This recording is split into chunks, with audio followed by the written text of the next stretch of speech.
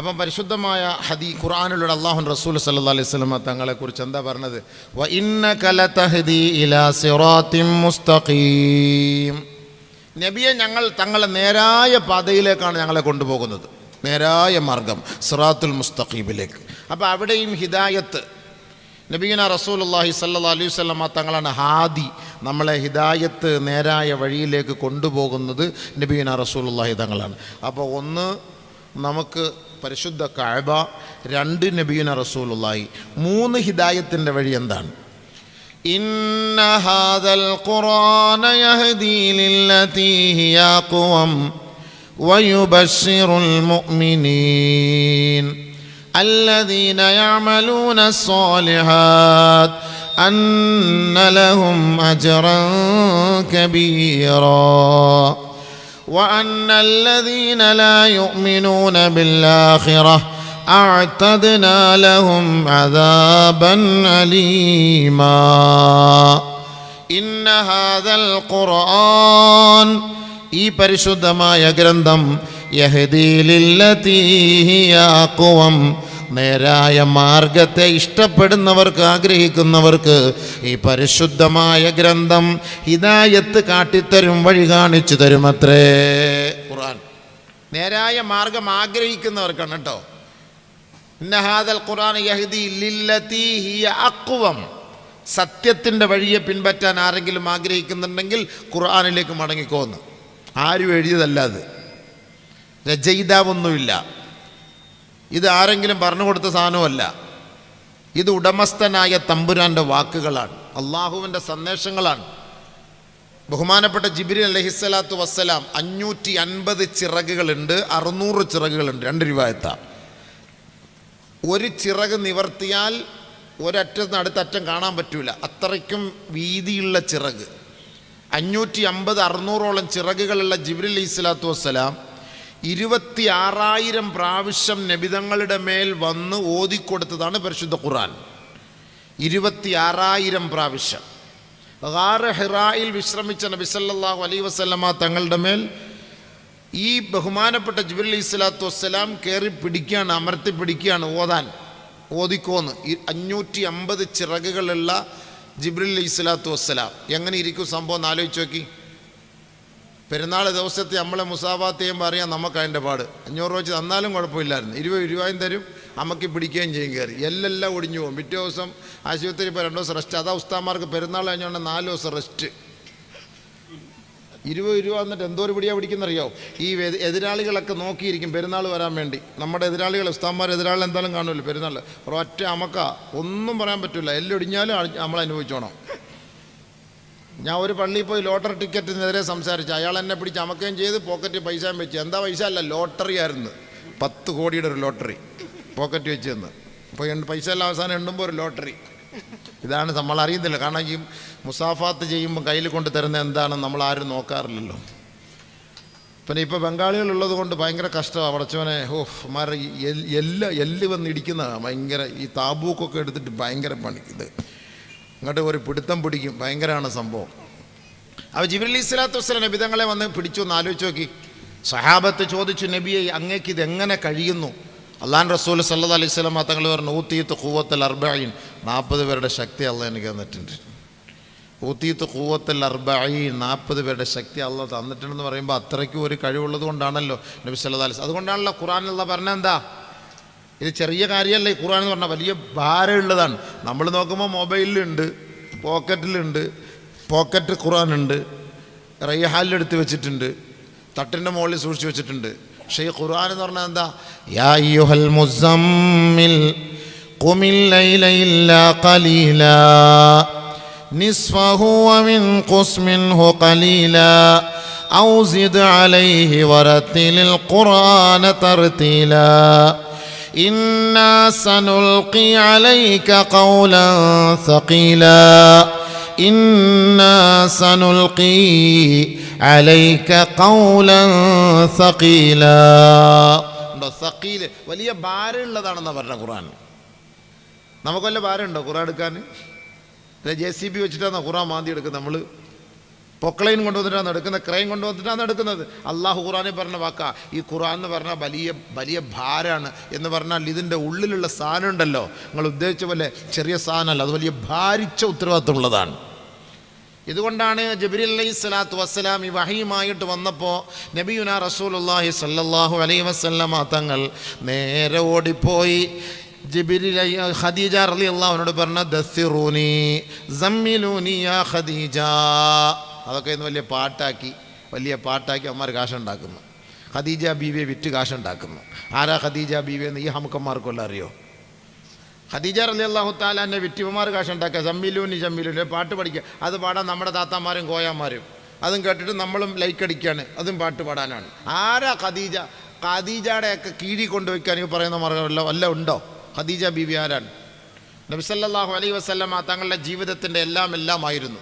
അള്ളാഹിൻ്റെ റസൂല് 12 വിവാഹം കഴിച്ചു, 11 ഭാര്യമാരും ഒരു അടിമ സ്ത്രീ മാരിയത്തുൽ ഖിബ്തിയ റളിയല്ലാഹു തആല, അങ്ങനെ 12 പേര്. അത് നബി തങ്ങളുടെ ഖാസായിരുന്നു. പിന്നീട് അത് മൻസൂഖാക്കപ്പെട്ടു. പിന്നെ 4 പേര്. ആ 4 പേരെന്ന് പറഞ്ഞാൽ നിങ്ങളുടെ ഇട്ടനുസരിച്ച് പോയി കെട്ടാനൊന്നുമല്ല.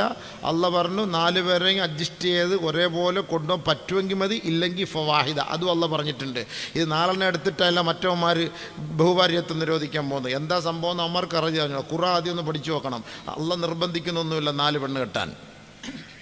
നമ്മളെ അങ്ങനെ പറഞ്ഞ് ഇസ്ലാമിനെ അങ്ങ് പാർട്ടീസിലാക്കാൻ വേണ്ടി ഇടങ്ങാറാക്കാൻ വേണ്ടിയുള്ള പണിയെടുക്കുകയാണ്. ഖുർആനിലൊന്നും 4 പെണ്ണ് കെട്ടാനും പറഞ്ഞിട്ടില്ല, 3 തലാഖും എല്ലാനും പറഞ്ഞിട്ടില്ല. നിയമമുണ്ട് എല്ലാത്തിനും. ഖുർആൻ പഠിച്ചാൽ മതി. ഇതുകൊണ്ട് ഇത് നമ്മളൊന്നും എഴുതിയതല്ലല്ലോ, ഇത് അള്ളാഹ് തീരുമാനിക്കുന്നല്ലേ. ലോകത്തിൻ്റെ പ്രപഞ്ചനാഥനായ പ്രപഞ്ചത്തിൻ്റെ ഉടമസ്ഥനായ പടച്ചതമ്പുരാനാണ് ഈ വ്യവസ്ഥകൾ നമുക്ക് ഉണ്ടാക്കി തന്നത്. നമ്മളെന്തിനാണ് പേടിക്കുന്നത്? അത് വെച്ച് വായിച്ചു നോക്ക്. അതുകൊണ്ട് അല്ലാഹു തആല ഖുർആനിൽ തന്നെ പറയുന്നു, വലൻ തസ്തതിഉ അൻ തഅദിലു ബൈനൻ നിസാഇ വലൗ ഹറസ്തും. നിങ്ങൾ എത്ര ആഗ്രഹിച്ചാലും ഒന്നിൽ കൂടുതൽ പെണ്ണ് കെട്ടിയാൽ നിങ്ങൾക്കൊരു അഡ്ജസ്റ്റ്മെൻറ്റ് ചെയ്ത് പോകാൻ പറ്റൂല.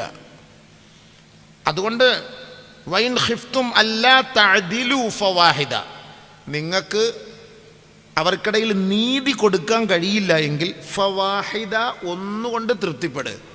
ഒന്നിനെ പോറ്റുന്ന കാര്യം നമുക്കറിയാം. ഇനി 4 എണ്ണം രംഗം എന്തായിരിക്കും നമ്മളൊന്ന് ആലോചിച്ച് നോക്കി. ഖിയാമത്ത് നാളാവുമ്പോൾ 50 പെണ്ണുങ്ങളാണ് ഒരാൾക്ക്.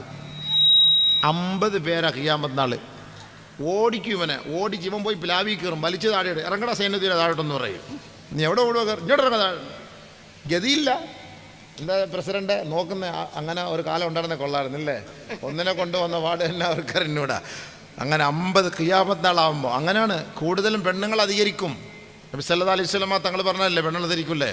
ഇപ്പോൾ എവിടെ വന്നാലും സ്ത്രീകളല്ലേ കൂടുതൽ. വാതിനാലും സ്ത്രീകൾ കൂടുതലാണ്, ഉത്സവത്തിന് പോയാലും സ്ത്രീകൾ കൂടുതലാണ്, ബീച്ചിൽ പോയാലും സ്ത്രീകൾ കൂടുതലാണ്, കല്യാണത്തിന് പോയാലും സ്ത്രീകൾ കൂടുതലാണ്. അല്ലേ? എവിടെ ചെന്നാലും സ്ത്രീകളല്ലേ കൂടുതൽ. ഖിയാമത്ത് നാൾ അടയാളം അവർ വർദ്ധിക്കും. ആണുങ്ങളൊക്കെ അടിച്ചടിച്ച് പോയിക്കൊണ്ടിരിക്കുകയാണ്, പീസായിക്കൊണ്ടിരിക്കുക. അള്ളാഹ് ദീർഘായുസ്സ് തരട്ടെ. പെട്ടെന്ന് അറ്റാക്ക് വന്ന് മരിക്കുന്നവരാ ആണുങ്ങളാ. പെണ്ണുങ്ങൾ വല്ല അറ്റാക്ക് വന്ന് മരിച്ചാട്ട് ആണ്ടിലോ അമാവാസിയിലും എങ്ങാണ്ട് ഒരെണ്ണം കേൾക്കാം, അത്രയേ ഉള്ളൂ. ഇത് ആഴ്ചയിൽ 9 വട്ടവും ഇല്ലേ? ശരിയല്ലേ?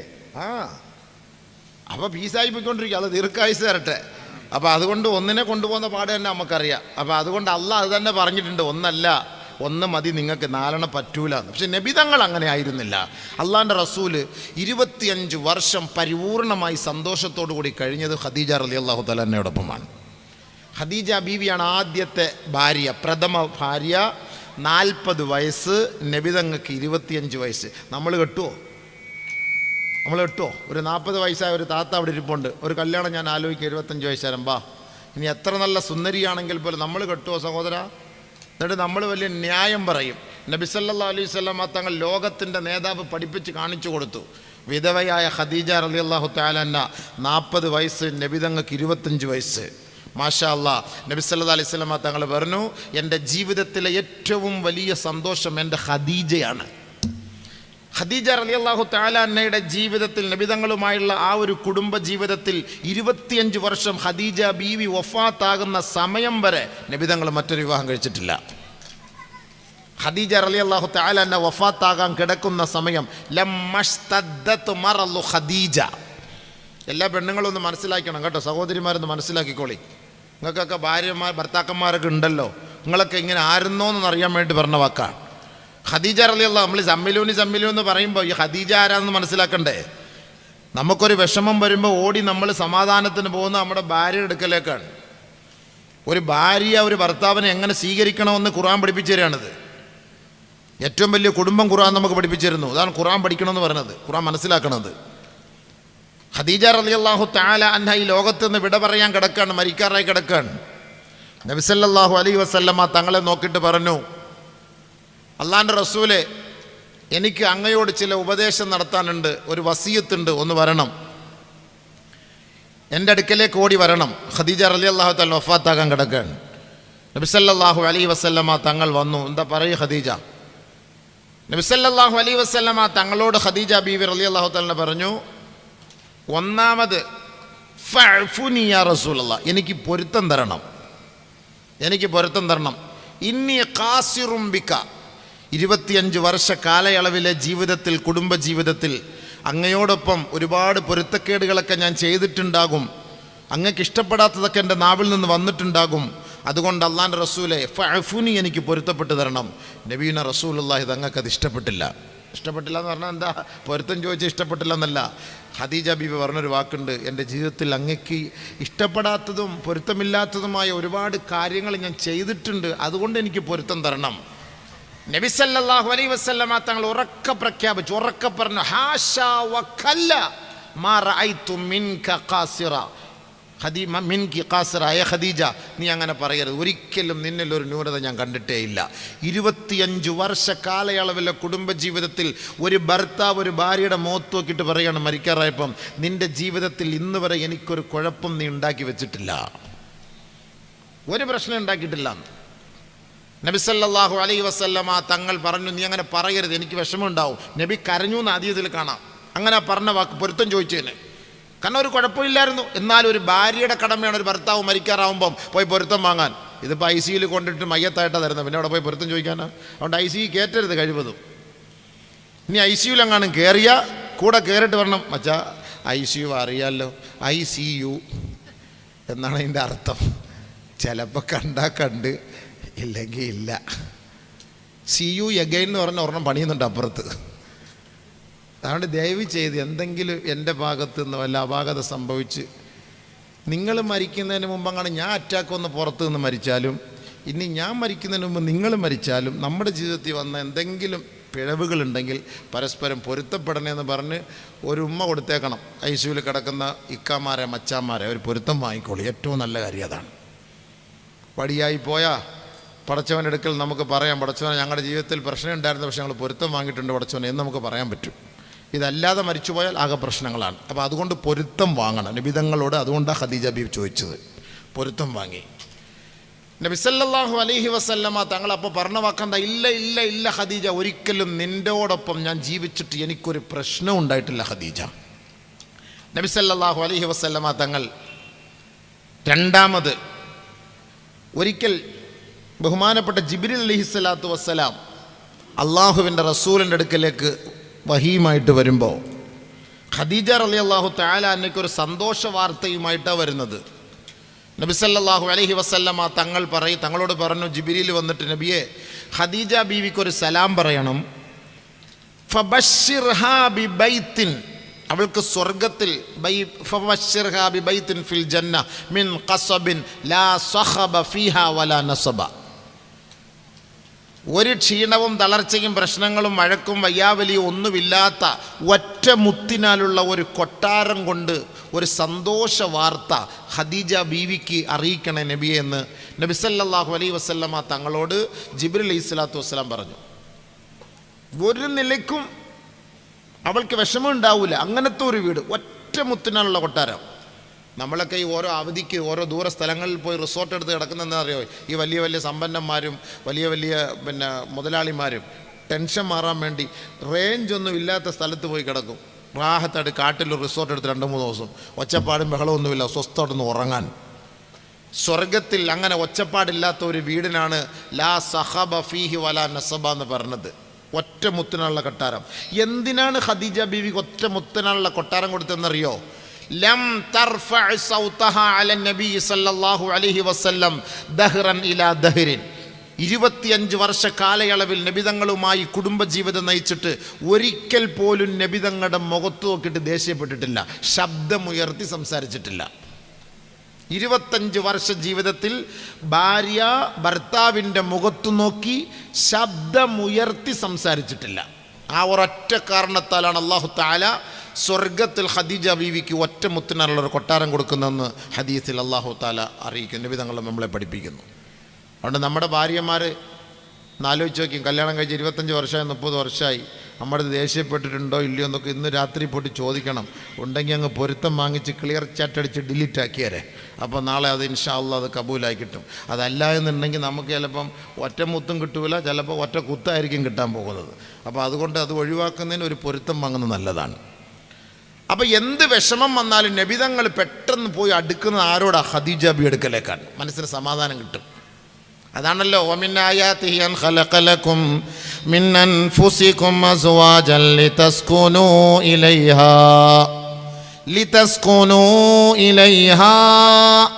സുക്കൂനത്ത് ലഭിക്കുന്നത് തൻ്റെ ഭാര്യമാരിൽ നിന്നാണ്. സുക്കൂനത്ത് സമാധാനം ലഭിക്കുന്നത് അവളിൽ നിന്നാണ്. സമാധാനം കിട്ടണം. അതാണ് ഈ പെണ്ണെന്ന് പറഞ്ഞാൽ. ഈ പെണ്ണെന്ന് പറയുന്ന സാധനം തന്നെ നമുക്ക് സമാധാനം തരാനുള്ള സാധനമാണ്, നമ്മളെ ടെൻഷൻ അടിപ്പിക്കാനുള്ളതല്ല. അപ്പോൾ ടെൻഷൻ അടിപ്പിക്കുന്ന പെണ്ണുങ്ങളിൽ നിന്ന് അള്ളാഹുവിനോട് കാവൽ ചോദിച്ച ഒരു പ്രവാചകനുണ്ട്, ബഹുമാനപ്പെട്ട ദാവൂദ് നബി അലൈഹി സ്വലാത്തു വസ്സലാം.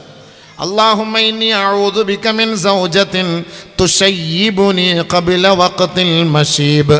അല്ലാഹുവേ, ഞാൻ മരിക്കുന്നതിന് മുമ്പ് എന്നെ മരിപ്പിക്കുന്ന, ഞാൻ നരയ്ക്കുന്നതിന് മുമ്പ് എന്നെ നരപ്പിക്കുന്ന ഒരു ഭാര്യയെ നീ എനിക്ക് നൽകല്ലേ പടച്ചവനെ.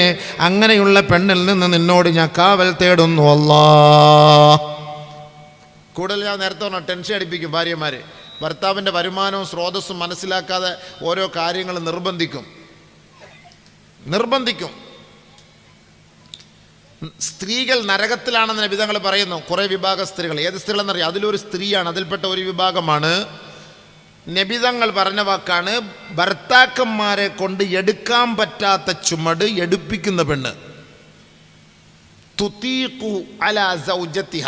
അവളുടെ മേൽ, തൻ്റെ ഭർത്താവിൻ്റെ മേൽ നിർബന്ധിക്കാൻ, അടിച്ചേൽപ്പിക്കാൻ പറ്റൂല അയാളെ കൊണ്ട്. ഇന്നെനിക്ക് നെയ്മീൻ വേണം, 1100 രൂപയാണ് ഖദീജ, അത് നിങ്ങൾ മേടിച്ചുകൊണ്ട് തരണം. നിങ്ങൾ കെട്ടിയോനല്ലേ? എൻ്റെ വാപ്പ 50 പവൻ തന്നിട്ടല്ലേ അങ്ങോട്ട് കെട്ടിച്ചു വിട്ടത്. ഇനിയിപ്പോൾ 50 പവനൊന്നും വേണ്ട, 2 നെയ്മീൻ്റെ തല കൊടുത്ത് കെട്ടിച്ചാൽ മതി, അതാ നല്ലത്. ഒരു കിലോ നെയ്മീൻ മേടിച്ചോണ്ട് പോവാ. അത് സംഭവം ശരി തന്നെ. എപ്പോഴും സമ്പത്തിൽ കയ്യിലൊക്കെ പണം ഉണ്ടായിക്കൊള്ളണമെന്നില്ലല്ലോ, എപ്പോഴും സമ്പത്ത് ഉണ്ടാവണമെന്നില്ലല്ലോ. അപ്പം അതുകൊണ്ട് ഭർത്താവിൻ്റെ അവസ്ഥ മനസ്സിലാക്കി പ്രവർത്തിക്കണം. അതുകൊണ്ടാണ് ദാവൂദ് നബി ദുആ ചെയ്ത്, പഠിച്ചവനെ എന്നെ ടെൻഷൻ അടിപ്പിക്കുന്ന പെണ്ണിനെ നീ എനിക്ക് തരല്ലേ അല്ലാ. കല്യാണം കഴിക്കാത്ത ചെറുപ്പക്കാർ ഈ ദുആ ചെയ്തോ ഇന്ന് മുതൽ ഇൻഷാ അല്ലാ. കേട്ടോടാ, നീയൊക്കെ ചെയ്തോ, അല്ലെങ്കിൽ ടെൻഷൻ അടിച്ചതിൻ്റെ ഒക്കെ ഊപ്പാട് വരും, ഉള്ള മുടിയും കൂടെ നരച്ചു പോകും. ഒന്നാമതേ ഇപ്പം മുടി മൊത്തം നരച്ചിരിക്കുക, ചെറുപ്പക്കാരുടെ മൊത്തവും. അപ്പോൾ അതിൻ്റെ കൂട്ടത്തിൽ ഈ ടെൻഷനും അടിച്ചാൽ പോകും. അതുകൊണ്ട് ടെൻഷൻ അടിക്കാതിരിക്കുമ്പോൾ ഇപ്പോഴും ദ്വാരം വേണം. നല്ല പെണ്ണ്, അതിനാണ് സുക്കൂനത്ത് പെണ്ണെന്ന് പറഞ്ഞാൽ. പെണ്ണെന്ന് പറഞ്ഞാൽ അതുകൊണ്ടല്ലേ ഈ ഹോസ്പിറ്റലിലൊക്കെ നേഴ്സന്മാരെ വെച്ചത്. ഫീമെയിൽ നേഴ്സുണ്ട്, മെയിൽ നേഴ്സുണ്ട് ഇല്ലേ? പക്ഷേ ആണുങ്ങൾ നേഴ്സ് വന്ന് ഇഞ്ചക്ഷൻ വയ്ക്കുന്നതും പെണ്ണ് നേഴ്സ് വന്ന് ഇഞ്ചക്ഷൻ വയ്ക്കുന്ന വ്യത്യാസമുണ്ട് ഇല്ലേ ഉസ്താദേ? ആണുങ്ങൾ വന്ന് ഇഞ്ചക്ഷൻ വയ്ക്കുന്നത് ഒരുമാതിരി ഇനിമ എടുക്കുന്നവരോട് ഒറ്റ കുത്താ, അവൻ കയറ്റിയിട്ട് പോകും. പെണ്ണുങ്ങളാകുമ്പോൾ ചേട്ടാ ചേട്ടാ അപ്പച്ചാ അപ്പച്ചാ എന്നൊക്കെ പറഞ്ഞ് 2 തടവടമ്പോഴേ നമ്മുടെ പനിയൊക്കെ പോയി. സംഭവം ഒരു എക്സ്ട്രാ 2 ദിവസം കൂടെ അവിടെ കിടന്നാൽ കൊള്ളാൻ തോന്നിപ്പോവും നമുക്ക്. ഇപ്പോഴേ ഡിസ്ചാർജ് ചെയ്യല്ലേ, 2 ദിവസം കൂടെ കിടന്നോട്ടെ, അപ്പച്ചൻ 2 കുത്തൂടെ കിട്ടട്ടെ. അതാണ് അവരെ അല്ലാഹു തആല വെച്ചത്. എന്തിനാണ്? അവർക്കൊന്നൊരു അത്രയ്ക്ക് സന്തോഷം, സുഖൂനത്ത് അവരിൽ നിന്ന് കിട്ടും. നമുക്കൊരു മനസ്സമാധാനം തരും പെണ്ണുങ്ങൾ. നിങ്ങൾ ടെൻഷൻ അടിക്കുമ്പോൾ ഒരു മനസ്സമാധാനം, ആ ടെൻഷൻ മാറാൻ. അതായത് ഇന്നാ സനുൽഖി അലൈക ഖൗലൻ സഖീലാ, വലിയ ഭാരിച്ച ഉത്തരവാദിത്തം നബിയുനാ റസൂലുള്ളാഹി തങ്ങളുടെ മേൽ അല്ലാഹു സുബ്ഹാനഹു വ തആല ജിബ്രീലിലൂടെ കൊണ്ടുവന്നപ്പോൾ ബഹുമാനപ്പെട്ട ജിബ്രീൽ അലൈഹിസ്സലാത്തു വസ്സലാമിനെ കണ്ടപ്പോൾ നബി തങ്ങൾ പേടിച്ചു പോയി. നേരെ പോയിട്ട് ഖദീജയുടെ അരികിലേക്ക് പോയിട്ട് സമ്മിലൂനി ദസ്സിറൂനി യാ ഖദീജ, ഒന്ന് പുതപ്പിട്ട് മൂടണേ ഖദീജ. അതാ പറഞ്ഞത്, അല്ലാതെ പുതപ്പിട്ട് മൂടു ഖദീജ. പുതിയ സിസ്റ്റം ഇപ്പം ഇറങ്ങിയിരിക്കല്ലേ, എല്ലാം പഴയ പാട്ട് കുത്തിപ്പൊക്കേണ്ടി വന്ന് നബി സല്ലല്ലാഹു അലൈഹി വസല്ലം തങ്ങളുടെ ഭാര്യമാരുടെയൊക്കെ എടുത്ത് വെച്ചിട്ട് പുതപ്പിട്ട് മൂടു ഖദീജ മാണിക്ക മലരായ ബിവി, ഇതൊക്കെ ഇപ്പോഴാണ് ഇറങ്ങുന്ന സംഭവം. എല്ലാം പഴയത് കുത്തിപ്പൊക്കിക്കൊണ്ടുവരിക. എല്ലാം ഇപ്പം അങ്ങനെയല്ലേ. അല്ലാഹ് കാക്കട്ടെ. അവർക്കൊക്കെ ഒരു കളി, അവർക്കൊക്കെ ഒരു കാശ്, ഒരു ലൈക്ക് കിട്ടാനും കുറച്ച് വ്യൂസ് കിട്ടാനും അള്ളാൻ്റെ പ്രവാചകൻ്റെ ഭാര്യമാരെ വെച്ച് അവർ കളിക്കുകയാണ്. ഗുണം പിടിക്കൂല കേട്ടോ, സൂക്ഷിച്ചോണം. കളിക്കുന്നതൊക്കെ സൂക്ഷിച്ച് വേണം. എന്തേ ശരിയല്ലേ? നീ ഇതെടുത്ത് കട്ടാക്കിയിട്ട് പറയും ഇയാൾ പിരാവിയെന്ന് പറയും. അങ്ങനൊക്കെ തന്നെ ഈ ലൈവ് എന്ന് പറഞ്ഞ സാധനം അങ്ങനെ തന്നെയാണ്. സംഭവം ശരിയല്ലേ? ഇവരായിട്ട് പാട്ടുപാടി കാശുണ്ടാക്കാനുള്ള കേസ് കെട്ടാണ്. ഖദീജ റളിയല്ലാഹു തആല അന്നടുക്ക് നബി തങ്ങൾ പോയത് ഈ ഭാരിച്ച ഉത്തരവാദി ഖുർആൻ ഇതാ ഇറങ്ങുന്നു, പടച്ചവനെ ഇതെങ്ങനെ ഞാനിത് പരിപൂർണമായി ഉമ്മത്തിനെ എത്തിച്ചു കൊടുക്കും, എന്നെ കൊണ്ട് പറ്റുമോ അല്ലാ? അങ്ങനെ ഒരു പേടി, വിഭ്രാന്തി. അങ്ങനെയാണ് ഓടി ടെൻഷൻ അടിച്ച് വന്നപ്പോൾ ഖദീജ ബീവി എന്താ ഇരിക്കി കണ്ട, ഒരു പെണ്ണിൻ്റെ ഉത്തരവാദിത്തമാണ്. ഒരു ഭർത്താവ് ടെൻഷൻ അടിച്ച് വരുമ്പോൾ മുഖത്തുനിന്ന് മനസ്സിലാക്കണം ഈ എൻ്റെ ഇക്കാക്ക് എന്തോ സംഭവിച്ചിട്ടുണ്ട്, പെട്ടെന്ന് മനസ്സിലാക്കണം. ഖദീജ റളിയല്ലാഹു തആല അന്ന വരുന്ന വരവ് ഖദീജ നബി തങ്ങളെ വരവ് കണ്ടപ്പോഴേ പെട്ടെന്ന് പിടിച്ച് അവിടെ ഇരുത്തി. അവിടെ ഇരിക്കി, സമാധാനമായിട്ട് അവിടെ ഇരിക്കി, ഒന്നിരിക്കി, അവിടെ ഇരിക്കി. ഒരു 10 മിനിറ്റ് ഇരിക്കുമ്പോഴത്തേക്ക് കുറച്ച് ടെൻഷൻ മാറുമല്ലോ. ടെൻഷൻ മാറിയപ്പോൾ നബി സല്ലല്ലാഹു അലൈഹി വസല്ലമ തങ്ങളോട് ചോദിച്ചു, പറയ് എന്താ സംഭവിച്ചത്? അതാണ് വേണ്ടത്. ഇതിപ്പോൾ വീട്ടിൽ നിന്ന് ഭർത്താവ് രാവിലെ ജോലിക്ക് പോകാൻ വേണ്ടി പോവാണ്. പെട്ടെന്ന് പോയി കുട്ടികളുടെ ഫീസ് അടയ്ക്കാൻ സമയമായി, വണ്ടിയുടെ CC അടയ്ക്കാൻ സമയമായി, അവിടെ കോഴിക്കടയിൽ പൈസ കൊടുക്കാൻ സമയമായി, പച്ചക്കറിക്കടയിൽ പൈസ സമയമായി. ഇതൊക്കെ പറഞ്ഞപ്പോൾ രാവിലെ ഇയാൾ വണ്ടി എടുത്തുകൊണ്ട് പോകുമ്പോൾ പലിശക്കാരൻ തിരിച്ചു വരുന്നു ചോദിക്കാൻ വേണ്ടി. ഇവൻ ടെൻഷൻ അടിച്ച് അതേപോലെ സ്പീഡിൽ ഓടി വരും. അങ്ങനെ ടെൻഷൻ അടിച്ച് കയറി വരുമ്പോൾ ഭാര്യ എന്ത് ചെയ്യണം?